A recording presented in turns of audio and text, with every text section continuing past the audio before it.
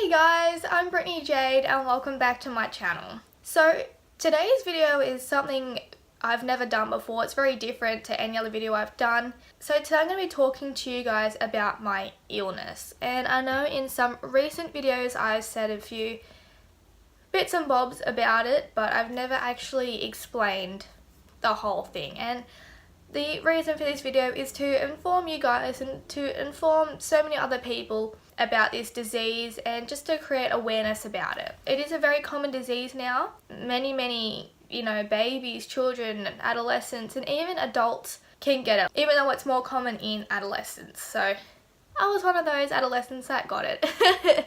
Unfortunately, it is a very serious and life-threatening disease, which makes it pretty scary, but as long as you do your best to control it, then you can live a very healthy and normal life. So I'm going to get into my story.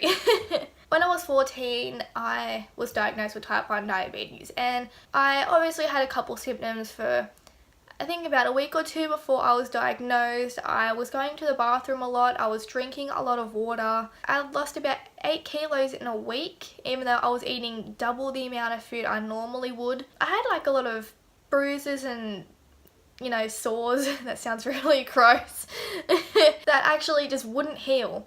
It was really weird, and I was always dizzy. Every time I got up out of bed or off the lounge, I'd get like little black spots in front of my eyes, and man, I was always tired. I mean, like, I'm always tired now, but man.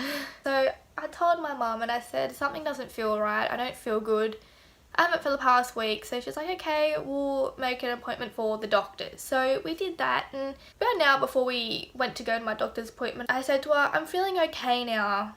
Do you really have to go? And she's like, well, we'll go just in case there is something wrong. And I thought, okay. And the reason why I started to feel better was because my body was actually getting used to the high amount of sugar that was floating around my blood. So if I didn't go to the doctors that day, I could have ended up in a coma and possibly died. So it's very scary. Not everyone knows the symptoms and warning signs, so this is what this video is all about, just to give you guys some information on it. And some other websites will say different things, and that's fine, but this is just what I had. These are the symptoms I experienced, and this is how I was diagnosed. So we went to the doctors and we did some tests and ruled out that it could be type 1 diabetes due to the high amount of sugar in my blood.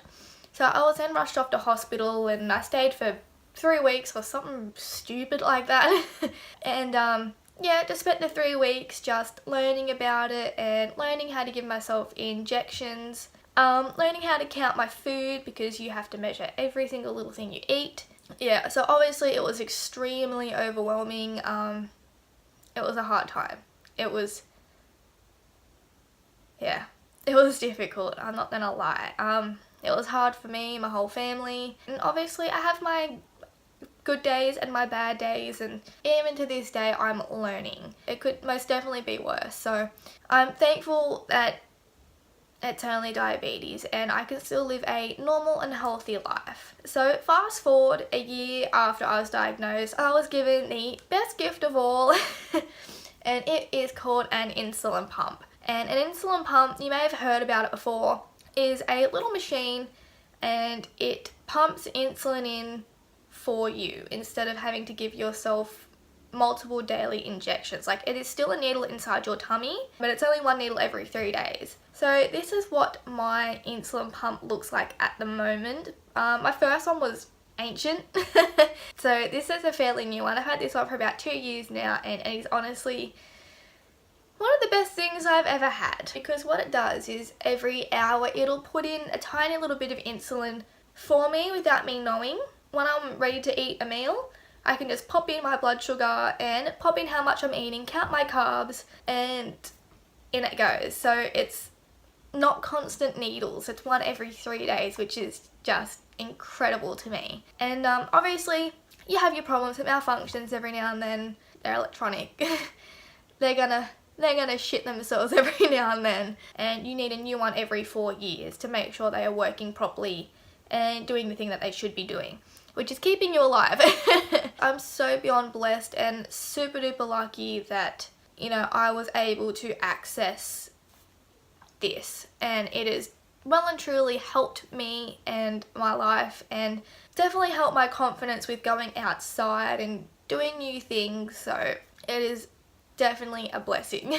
And a few months ago I was also given another blessing, which is called the CGM, or continuous glucose monitor. And it is this friend right here on my arm. It isn't the most attractive thing, honestly. I don't like it there, but it makes my life a lot easier, because what it does, instead of having to prick my finger 8 to 10 times a day, it tests my blood every 5 minutes, which is incredible, and sends the readings to my insulin pump. So as you can see on here, it says that I am on 8.8 at the moment, and this is a little graph. So I've been pretty stable the last couple of hours, and right here you can see is where I ate breakfast.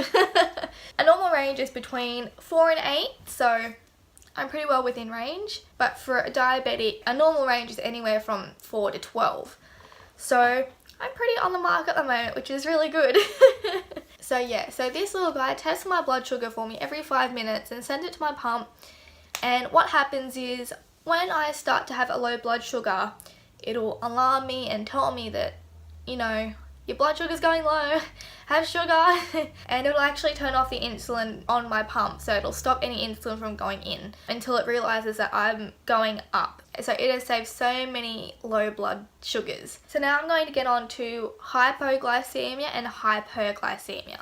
So you might have heard of these before. So hypoglycemia is a low blood sugar, and hyperglycemia is a high blood sugar. Both are very dangerous and can damage your body in many ways. It's so hard to avoid either. It is impossible to keep a perfect blood sugar at all times. This disease is literally a balancing act. Live day by day just trying to balance it out.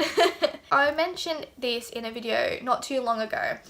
I didn't actually get to film for a week because I was in hospital with something called DKA, or diabetic ketoacidosis. I had actually gotten a vomiting bug, and because I wasn't keeping any food down, I was unable to give myself insulin. And without the insulin or the food, my body goes into survival mode, I guess, and it eats away at the fat and muscle to get energy. And the byproduct of your body eating away at itself is called ketones. And ketones float around in your body, and they technically make your blood acidic. So it is very dangerous, and you can definitely die from it, like so quickly, and it's so scary. When I got this a couple months ago, it's because I was vomiting, I wasn't eating, so I was admitted into hospital for a couple days, and I was nearly put into ICU. And I was lucky because I got it fairly early, I guess you could say, but it just happened so quick. Like, I remember going into hospital with ketones on 1.3, which is, you know, it's around medium, and then 2 hours later, after being in hospital, just on fluids and stuff, because I was severely dehydrated, I remember going up to 5, and I remember them telling me, you know, if it goes up anymore, we'll put you into ICU so you can get closely monitored, because you have a lot higher chance of going into a seizure and coma at this point. And I just remember crying, just bawling my eyes out, because at that point my family had gone home. It was like 12:30, 1 o'clock in the morning. I was there by myself, and obviously it's the first time I've ever had it, and I've had diabetes for 6 years now, so I've had it a fair while, but you know, there's a first for everything. Like I said, I'm still learning every single day. I'm learning something new. What's weird about diabetic ketoacidosis is that it is actually a form of weight loss for people who don't have diabetes. In a normal human body, your body would just create more insulin and just flush them out of your body. But you know, obviously I don't have insulin. I rely on a little machine, so it has no clue that I have ketones, so it's not putting any more insulin. That's up to me to do, and I did do that, but it wasn't enough insulin to help. For hypoglycemia, that is complete opposite. So what happens is you give yourself too much insulin, or you don't eat enough, or you exercise, or you go out drinking, your blood sugar will drop. When you're having a hypo, there are a lot of symptoms, so it is very easy to know when you're having one. You'll get shaky, you'll get dizzy, you'll probably get the shits really easily, you're really cranky and irritable, you might cry, you might be sad for no reason at all. you're very tired, get a headache, you get nausea. There's just so many different symptoms, but unfortunately the symptoms for having high blood sugar and low blood sugar are the exact same. Because what insulin does is it counteracts the amount of sugar in my blood. So, you know, there's bits of sugar floating around in my blood and the insulin gets rid of it. So that is what it does. So that's why I need it, because with someone who doesn't have diabetes, your pancreas will squirt out a little bit of insulin whenever you need it, and it'll stop the insulin when you don't need it. So say you've just eaten 4 slices of cake, so your body is just pumping out that insulin, but then you decide to go swimming for 3 hours, and then your body will turn that amount of insulin that's being pumped out right down. So you're not getting as much because you're burning energy and you're burning off that sugar through the exercise. So that is how insulin works. It stops me from going high, but then if I don't eat enough, give myself too much insulin, or I'm exercising, the insulin can be too much and it can grab too much sugar from my blood, and that is how a low blood sugar happens. So yeah, so obviously you need to check your blood and, you know, act accordingly.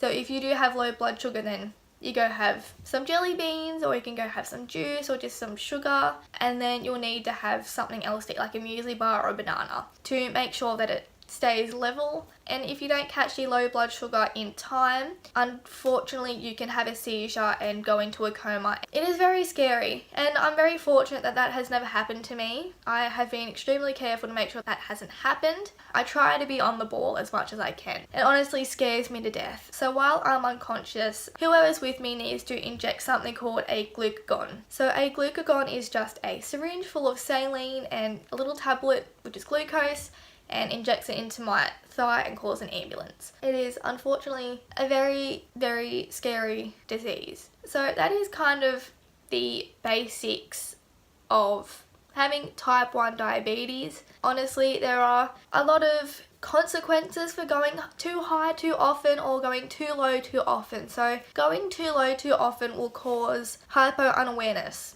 And that is when you're having a hypo, but you don't have a damn clue that it's happening. You feel completely fine, then next minute, you're on the floor. It is a very common thing for people who have had diabetes for many, many years. And luckily enough, I don't have that, thank God. I know when I'm having a hypo very early on in the hypo, with hypoglycemia, having higher blood sugar, the consequences of that is devastating. Absolutely devastating. So going too high too often can cause you to go blind, nerve damage, cause you to have amputations. It's pretty serious. So honestly, living with type 1 diabetes is honestly the biggest juggle, because not many people realize how exhausting mentally and physically it is. And that's really hard because, you know, employers expect you to work ridiculous hours sometimes, or you have commitments. You just get so exhausted so quickly and so easily. It most definitely could be worse. So I'm very thankful that I only have that at this point. I'm still able to live a normal and healthy life. I'm still able to have babies, which I really well and truly do want down the track. It's just obviously a bit more difficult for me to have babies because of the complications that are involved, and they affect me more severely. And that is just something I'll have to deal with when the time comes. I just want to let you guys in on my illness and to just kind of spread awareness about it, really, because even though